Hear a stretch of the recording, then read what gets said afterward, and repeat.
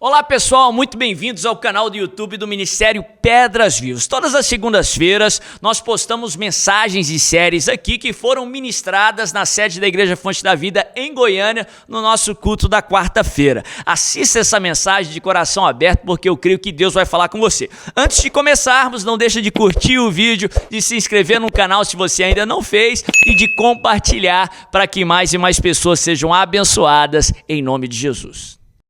1 Samuel capítulo 30, quem abriu diga aleluia. O título da minha mensagem hoje é Davi em Ziclag.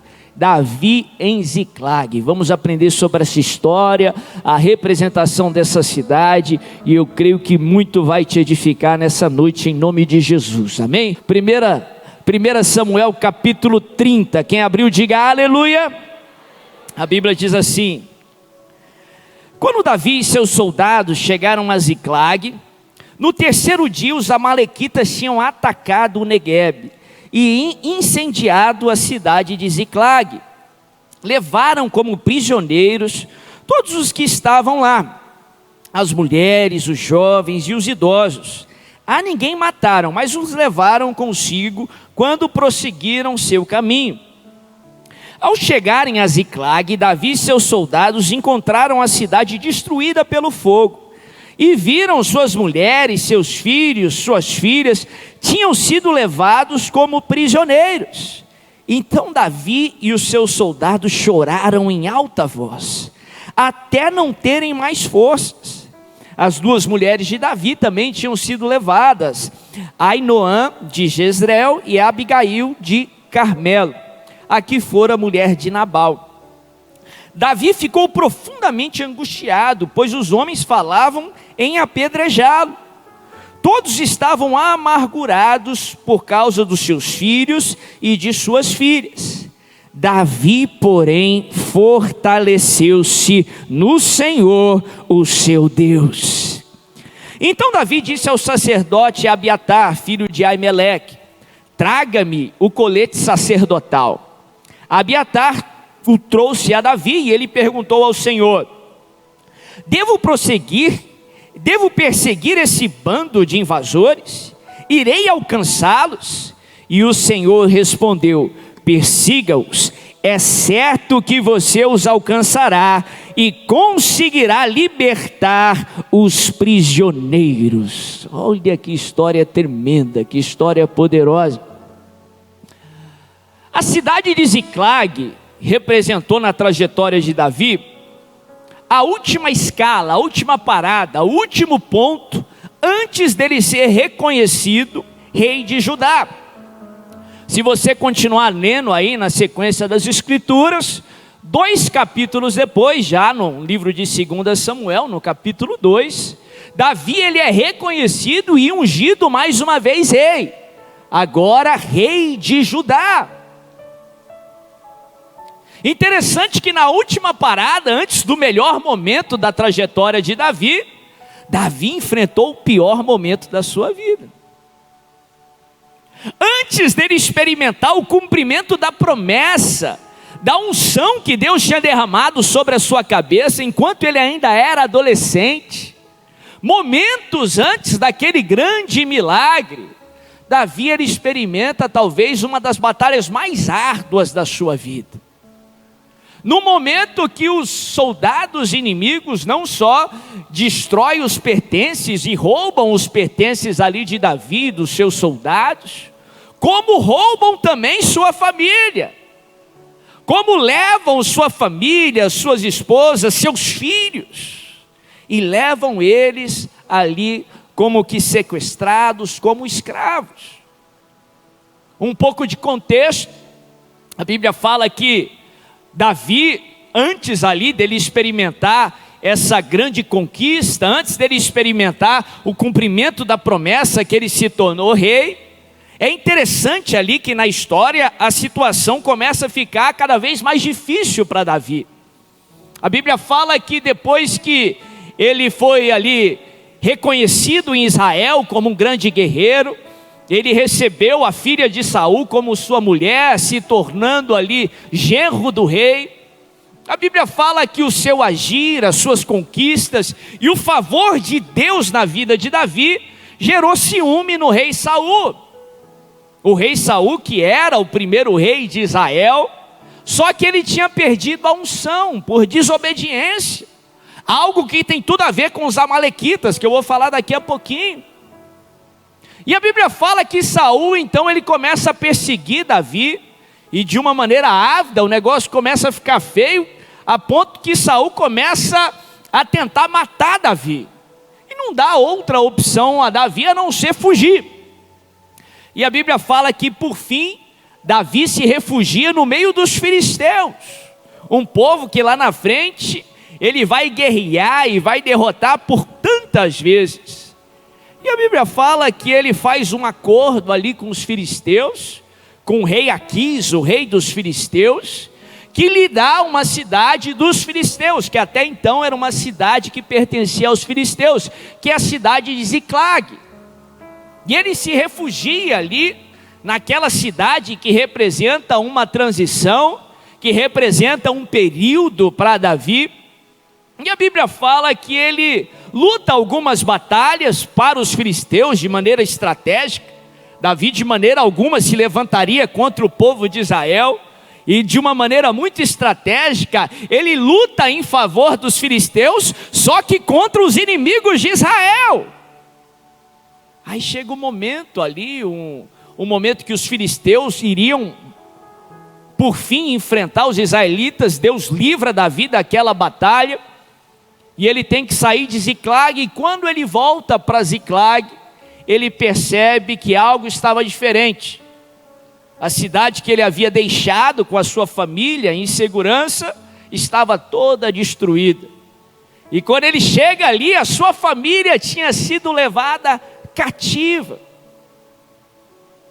O pior, talvez uma das piores dificuldades que ele enfrenta, uma das piores situações que ele enfrenta, estava perto do melhor momento da sua vida. Eu creio que isso já nos prega uma mensagem. Talvez você está enfrentando uma das situações mais difíceis da sua vida, talvez você está enfrentando o pior momento da sua trajetória. Eu quero profetizar sobre a sua vida, isso é sinal que o melhor momento está chegando, que o momento da coroa, o momento do cumprimento da promessa está para chegar, em nome de Jesus.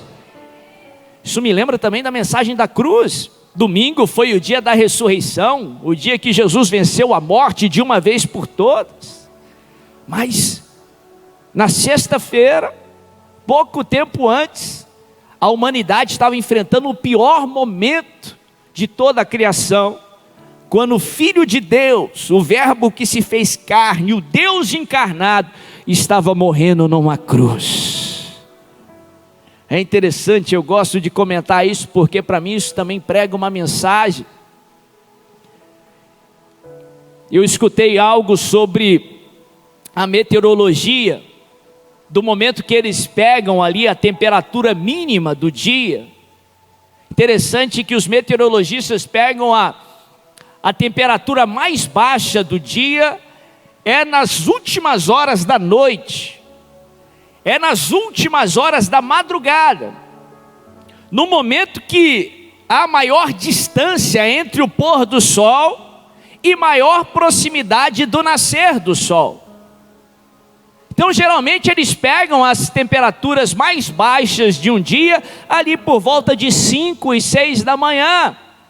É o momento mais frio da noite, é o momento mais escuro da noite, mas também é o momento mais próximo do nascer do sol, mais próximo do dia chegar. Eu quero profetizar isso sobre a sua vida. Você que está experimentando aí as horas mais frias da noite, as horas mais escuras da noite, isso é sinal, esses são indícios que você está próximo do nascer do sol. Quanto você menos esperar, o sol vai nascer, as trevas serão dissipadas, a sua situação transformada e o seu milagre acontecer. Em nome de Jesus. O melhor momento, o momento da redenção, do propósito de Deus, o domingo da ressurreição, estava muito próximo da sexta da paixão, do momento da crucificação.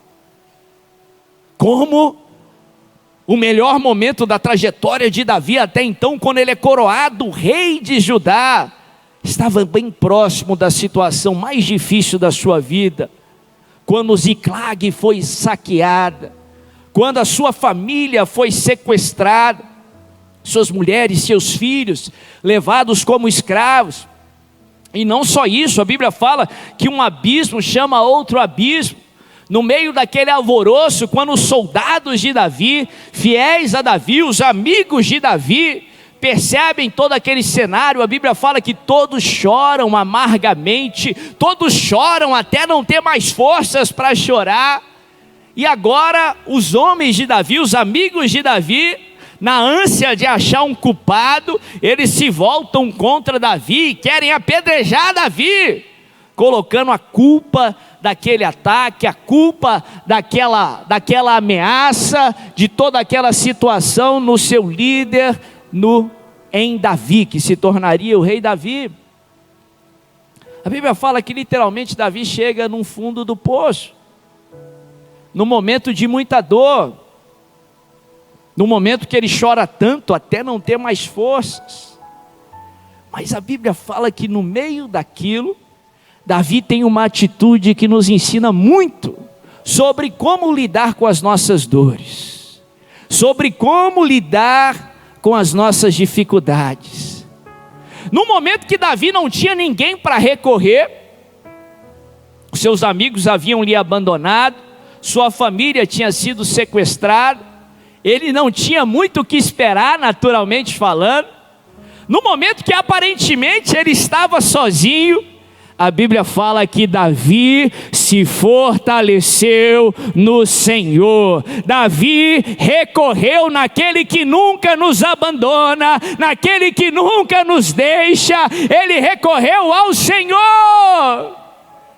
Ah, meu irmão, se você quer prevalecer em meio à dor, se você quer vencer em meio ao caos, aprenda com Davi, aprenda a recorrer ao seu Deus, a recorrer ao Senhor.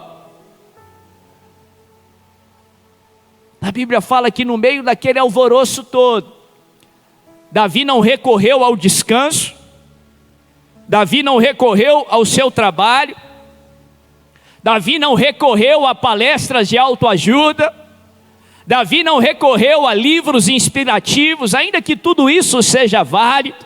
Mas se você quer algo eficaz, se você quer alguém que jamais perdeu uma batalha, faça igual a Davi, recorra ao Senhor, o seu Deus. A Bíblia fala que ele se fortaleceu no Senhor. A palavra no hebraico, que é traduzida como se fortalecer, é a palavra shazak, que significa também ânimo, significa um fortalecimento interior. Tem algumas traduções que colocam que ele recobrou o seu ânimo. Interessante que antes de vencer os amalequitas de fato, antes de vencer por fora, Davi precisou recobrar o seu ânimo, Davi precisou fortalecer no seu interior, Davi precisou vencer aqui por dentro. Presta atenção, porque biblicamente nós aprendemos esse princípio em várias e várias passagens. As vitórias que vêm de Deus, elas acontecem de dentro para fora. As vitórias que vêm de Deus e as vitórias que são permanentes de uma vez por todas, elas acontecem de dentro para fora. Fala comigo, de dentro para fora. Antes de vencer por fora, Davi precisou vencer por dentro. Interessante que numa passagem, enquanto os discípulos estavam no meio de uma tempestade, naquela passagem que Jesus não estava no primeiro momento no barco, a Bíblia fala que ele estava vendo o barco de longe. Jesus tinha subido ali no monte para orar. E a Bíblia fala que enquanto a tempestade estava assolando o barco, e o barco estava sendo jogado de um lado para o outro, os discípulos desesperados, achando que iam morrer, Jesus vem ao encontro dos discípulos andando por sobre as águas. E no meio da tempestade, raio para todo lado, água, onda para todo lado, os discípulos com muito medo. Interessante a primeira frase de Jesus. Jesus já não chegou falando: tempestade cessa, vento para de soprar.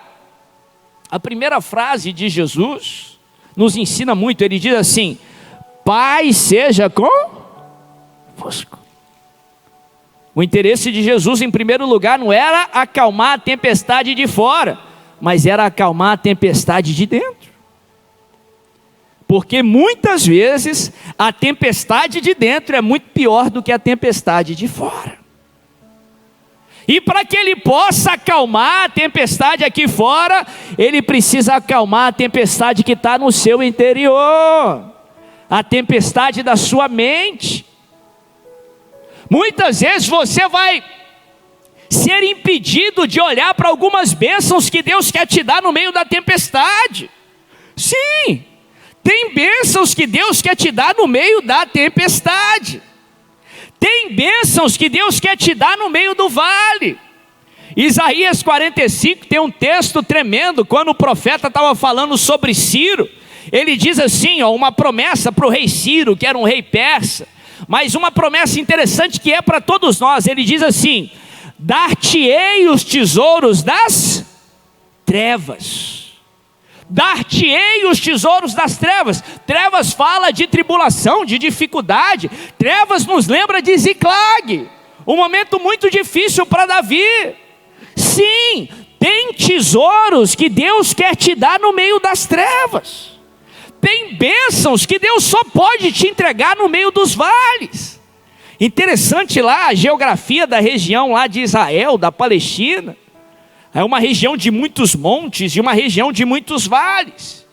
Se você olhar lá para a região, você que já esteve ali, você vai perceber que no topo das montanhas não tem frutos. Os frutos, eles se dão no meio dos vales. Meu irmão, se você está passando um momento de trevas, se você está passando um momento de vales, se você está enfrentando os Ziclags aí diante de você, tem frutos que Deus quer te dar no meio desse vale, tem bênçãos que Deus quer te dar no meio dessa batalha. O Senhor quer te dar os tesouros das trevas. Sim, Ele vai te dar vitória. Ele vai te dar vitória sobre Golias, Ele vai te dar vitória sobre os amalequitas, mas Deus sempre está fazendo mais do que você está pedindo. Enquanto você quer a vitória sobre Golias, Ele está fazendo infinitamente mais. Ele está te dando plenitude. Ele está indo além do que você pediu, em nome de Jesus. Dar-te-ei os tesouros das trevas. Interessante que os amalequitas eram uma casta de inimigos diferente dos outros. Os amalequitas não eram como o povo filisteu. Davi, ele estava acostumado com os filisteus. Ele enfrentou por várias vezes os filisteus, e por toda a sua trajetória, por toda a sua vida. Aqui em 1 Samuel 30, ele enfrenta os amalequitas pela primeira vez. Os amalequitas eram famosos por ser um povo sujo, traiçoeiro. Eles não guerreavam como soldados normais, como um exército normal.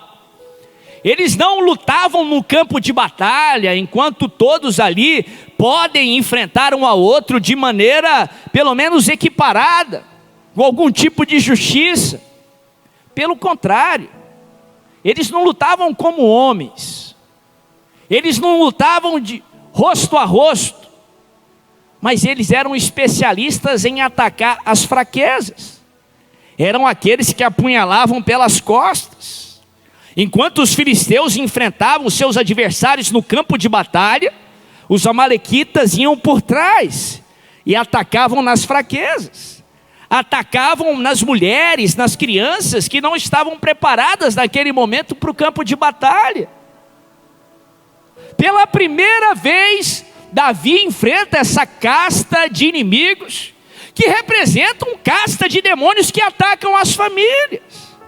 que querem atacar no coração, no ponto fraco. Pela primeira vez, Davi enfrenta os amalequitas. E aqui com Davi nós aprendemos lições sobre como vencer os amalequitas. Davi, ele recobra a sua força no Senhor. Ele recobra o seu ânimo. Eu falei para você que a palavra recobrar ou se fortalecer no Senhor vem da palavra shazak no hebraico, que significa também se fortalecer por dentro, recobrar o ânimo, prevalecer, porque quando você vence por dentro, você vence por fora. E a Bíblia fala que Davi, ele toma uma atitude que tem muito significado. Ele pede para o sacerdote Abiatar trazer a estola sacerdotal, trazer aquilo que algumas traduções colocam como um éfode.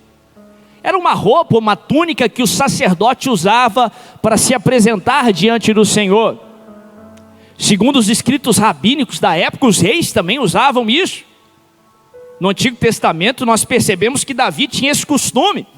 Quando ele vai entrar em Jerusalém com a Arca da Aliança, ele veste essa túnica e ele dança diante da presença do Senhor com muita alegria. E ele traz ali aquela estola sacerdotal, e através daquela estola sacerdotal, ele consulta o Senhor. Esse simples fato tem muito a nos ensinar. A estola sacerdotal tinha algumas características. Eu fiz uma gravura para você entender e acompanhar meu raciocínio. Vou pedir para o pessoal projetar aí na tela, para você entender o que é essa estola sacerdotal. No livro no livro de Êxodo, a Bíblia traz com muito detalhe o que ela representava. Você pode ver aí na tela que a estola sacerdotal era essa roupa usada pelo sacerdote para se apresentar diante do Senhor. O sacerdote não podia se apresentar diante do Senhor sem essa estola sacerdotal, também chamada de éfode. Essa estola sacerdotal era feita de linho fino, um linho fino, puro. Também a Bíblia fala que era feita com folhada a ouro, púrpura e carmesim. Por isso esse aspecto aí meio arroxeado da estola sacerdotal. A Bíblia fala que essa estola sacerdotal era coberta ali com uma couraça, um peitoral que era chamado de couraça da justiça ou peitoral do julgamento. Esse peitoral tinha 12 pedras aqui no peito do sacerdote e era preso aqui nos ombros do sacerdote por 2 pedras de ônix. Cada uma dessas 2 pedras de ônix aqui nos ombros do sacerdote tinham escritos 6 nomes das tribos de Israel. Num ombro 6 nomes, no outro ombro 6 nomes, inteirando os 12 nomes das 12 tribos de Israel. No peitoral da justiça, do julgamento, ou na couraça da justiça, esse peitoral aí com 12 pedras, aqui no peito do sacerdote, tinham em cada pedra o nome de uma tribo de Israel. Vou colocar aí a outra gravura, que mostra aí o sacerdote se preparando para exercer o seu ofício no templo ali do Antigo Testamento. Você pode ver essa roupa, ele veste um capacete também, que tem outro significado. Passa aí para a próxima gravura, que tem um pouco mais de detalhe na roupa do sacerdote, aqui falando um pouco o que representava essa estola sacerdotal, cada detalhe dele, também chamado de éfode. Nesse peitoral da justiça, onde tem essas 12 pedras aqui com as 12 tribos de Israel, embaixo dela, no peito do sacerdote, tinha 2 pedras preciosas que eram chamadas de Urim e Tumim. Eram essas pedras que no Antigo Testamento os reis, as pessoas vinham consultar o Senhor através delas. Mas o que isso é relevante para nós? Presta bem atenção aqui em nome de Jesus. A Bíblia fala que essa estola sacerdotal era feita basicamente de linho puro, de linho fino. Esse manto aí arroxeado que você viu, que tinha aí também um aspectos em ouro, púrpura e carmesim, conforme a palavra de Deus descreve. Presta atenção que linho fino tem uma representatividade muito importante na palavra. No livro de Apocalipse, a Bíblia fala que linho fino representa os atos de justiça dos santos. Os atos de justiça dos santos. Na palavra de Deus, nós aprendemos também que linho fino, o linho fino dos santos representa também a nossa justificação. O santo só se torna santo pela ação de Jesus, que nos justificou ali na cruz. O sacerdote só podia se apresentar diante de Deus revestido daquele fino, porque era uma representação que ele estava justificado. A Bíblia nos ensina que quem justifica o santo é Cristo Jesus. A Bíblia nos ensina lá no livro de Efésios que nós, na nova aliança, no Novo Testamento, para nos apresentarmos diante de Deus, nós precisamos nos revestir de Cristo Jesus. Então o linho fino para nós representa quem? Cristo Jesus. Nós, na nova aliança, somos chamados de sumo sacerdote. Perdão, na nova aliança nós somos chamados de sacerdotes reais. Amém? Lá no livro de Pedro, a Bíblia fala que todos nós somos sacerdotes reais ou sacerdotes do rei. Da mesma forma que o sacerdote precisava se vestir de linho para se apresentar diante de Deus, hoje nós podemos nos apresentar diante de Deus porque nós fomos revestidos por Cristo Jesus. Presta atenção, continua acompanhando comigo. O sacerdote representa eu e você, que somos sacerdotes reais, e representa também o nosso Senhor Jesus Cristo, que é o sumo sacerdote, é o supremo sacerdote. As pedras com os nomes da tribo de Israel no Antigo Testamento representa a igreja do Novo Testamento, então representa eu e você. Agora presta atenção, se você não entendeu nada até aqui, presta bem atenção agora, que eu creio que vai ser o mais importante para você. Todas as vezes que o mundo olhar para você, todas as vezes que as pessoas olharem para você, de fora olharem para você, elas precisam ver quem reveste você, elas precisam ver Cristo em você. Todas as vezes que o mundo olhar para você, que os seus colegas de trabalho olharem para você, eles precisam ver Jesus em você. Nas suas ações, nas suas reações, é assim que você vai trazer glória para o Senhor, é assim que você vai exalar o bom perfume de Cristo. Agora, todas as vezes que Deus olhar para você, Ele vai ver Cristo em você. É por isso que o sacerdote precisava se revestir do linho fino para se apresentar diante de Deus. Porque Deus, quando olha para o sacerdote, Ele vê o linho fino, os atos de justiça, Ele não vê o pecado. É por isso que todas as vezes que Deus olha para você, Ele não vê o que você fez. É por isso que Deus, Ele não leva em conta o seu passado para abençoar o seu futuro. Ele não consulta o seu passado, o que você fez de errado ou fez de certo, para abençoar o seu futuro. Sabe por quê? Quando Ele olha para você, Ele não vê os seus erros. Ele jogou os seus erros no mar de esquecimento. E quando Ele olha para você, Ele vê Cristo em você. Você pode ter toda a confiança para se aproximar do trono da graça. Você pode clamar a Deus, não porque você merece, porque você não merece nada mais do que a morte e o inferno. Todos nós pecamos e carecemos da glória do Senhor, mas Deus pagou um alto preço. Ele nos amou de tal maneira que através do sacrifício de Jesus, o Espírito Santo pode viver em você. Através do sacrifício de Jesus, você pode ser revestido desse linho fino, puro. Você pode ser revestido da presença de Deus. E você pode se apresentar diante da presença de Deus. Você pode clamar e Deus vai te ouvir. Você pode clamar e Deus vai te responder. Agora vem a melhor parte, presta atenção aqui. A Bíblia fala que o sacerdote vinha com aquela estola sacerdotal para se apresentar diante de Deus. E ele usava aqui os 12 nomes das 12 tribos de Israel no peito e os 12 nomes nos ombros, 6 de cada ombro. Porque todas as vezes que o sacerdote se apresentava diante de Deus, o sumo sacerdote diante da arca, aqueles nomes lembravam a Deus das tribos de Israel. sabe o que essas pedras representam? Eu e você, a igreja. Todas as vezes que Deus olha para Jesus, o sumo sacerdote, ele vê o seu nome no peito de Jesus. Ele vê o seu nome nos ombros de Jesus.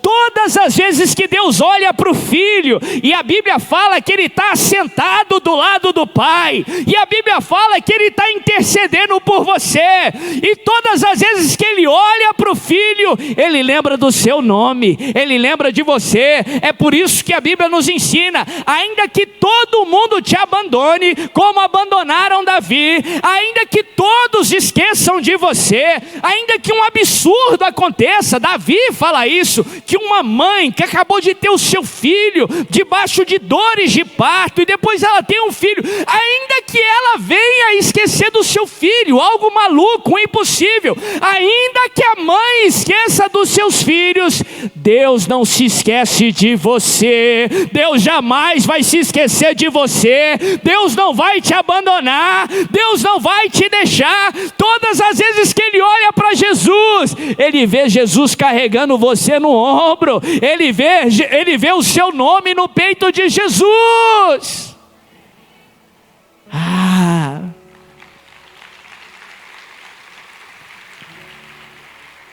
É por isso que Deus jamais vai se esquecer de você. Você pode se esquecer de você mesmo, mas Deus não esquece de você. A Bíblia fala que Davi, ele pega a estola sacerdotal, que representa o Filho, que representa Jesus, ele se envolve com ela, ele clama a Deus por uma direção, por uma palavra. Ele diz: devo ir atrás dos amalequitas, devo persegui-lo. E quando ele busca no Senhor, vem a resposta. Ele diz: vai, persegue, porque você vai recuperar tudo que os amalequitas roubaram. Você que está buscando uma direção do Senhor, você que está buscando no Senhor a sua força, o seu ânimo, a palavra do Senhor virá sobre você, a palavra do Senhor veio sobre você. Segue adiante, não para por aqui, vai atrás dos amalequitas. Deus vai trazer de volta tudo que o diabo roubou, Deus vai trazer restituição, Ele vai restaurar tudo que se foi. A Bíblia fala que Davi vai, ele enfrenta os amalequitas. Você pode ler depois com muito detalhe, a Bíblia traz isso com muitas lições. E a Bíblia fala que Davi vence todos os amalequitas. Davi recupera tudo que os amalequitas haviam roubado e vai além. Ele pega todos os despojos que os amalequitas não só tinham os seus pertences, como eles estavam ali atropelando todas as nações ali na região, tinham muitos despojos de guerra. Davi, ele vence os amalequitas, Davi recupera o que foi roubado, e Davi ainda pega dos despojos ali dos amalequitas. A Bíblia fala que Davi, ele teve que ir para a batalha sem alguns dos seus soldados que estavam fadigados, cansados. Davi pega dos seus despojos, envia para os soldados que também não conseguiram ir na batalha. Não só isso, Davi vai além, ele pega dos despojos e envia para todos os líderes de Judá. Davi ainda não era rei. Davi pega dos despojos e envia para os líderes de Judá. Depois de 2 capítulos, a Bíblia fala que Saul morre e Davi é condecorado ali como rei de Judá. Em outras palavras, Davi enfrentou os amalequitas, ele recuperou, e o segundo estado de Davi foi melhor do que o primeiro.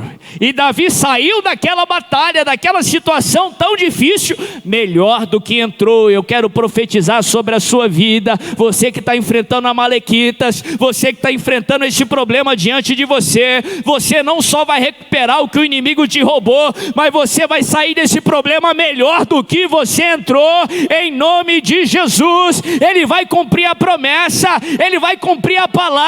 A coroa veio depois de Ziclag, a promessa vai se cumprir depois de Ziclag, em nome de Jesus.